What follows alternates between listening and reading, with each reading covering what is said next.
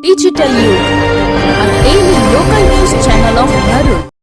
ભરૂચ જિલ્લા કલેક્ટર કચેરી ખાતે સુશાસન દિવસની ઉજવણી કરવામાં આવી હતી.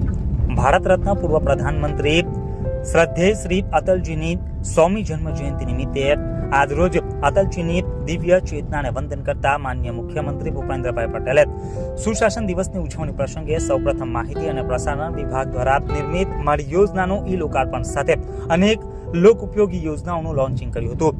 નાગરિકોને કેન્દ્રમાં રાખી વધુ સારી સેવાઓ અને માળખાકીય સુવિધાઓમાં ઉમેરો થાય તે મંત્ર સાથે કાર્યરત રાજ્ય સરકાર દ્વારા વિવિધ પ્રકલ્પોની શરૂઆત કરવામાં આવશે. આ કાર્યક્રમમાં વિડીયોના માધ્યમથી રાજ્યભરના જિલ્લાઓ પણ જોડાયા હતા. વર્ષ 2014થી વિશ્વ નેતા અને યશસ્વી વડાપ્રધાન નરેન્દ્રભાઈ મોદીની પ્રેરણાથી શરૂ થયેલા સુશાસન દિવસને વધુ લોક ઉપયોગી બનાવવા આહવાન કર્યું હતું. અમૃતકાળમાં બંધારણની 75મી વર્ષગાંઠ ઉજવી રહ્યા છે ત્યારે રાજ્યમાં મોટા સંકલ્પ સાથે આગળ વધારવાનો સંકલ્પ કર્યો છે. ત્યારે નાગરિક અને સરકાર પોતાના કર્તવ્યનું પાલન કરે. વડાપ્રધાને ડિજિટલાઇઝેશનનું નવું સ્વરૂપ આપ્યું છે અને છેવાડાના લોકો સુધી લાભ પહોંચે છે. પરિણામે 25 કરોડ લોકો ગરીબીમાંથી બહાર આવ્યા છે.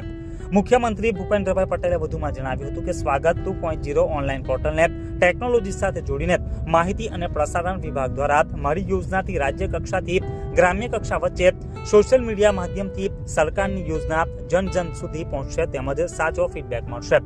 રાજ્ય સરકારના લોકાભિમુખ અને પારદર્શી વહીવટલક્ષી અભિગમને સાકાર કરતા અનેક વિવિધ પ્રકલ્પોનું લોકાર્પણ અને ખાતમુહૂર્ત પણ મુખ્યમંત્રીના હસ્તે કરવામાં આવ્યું હતું.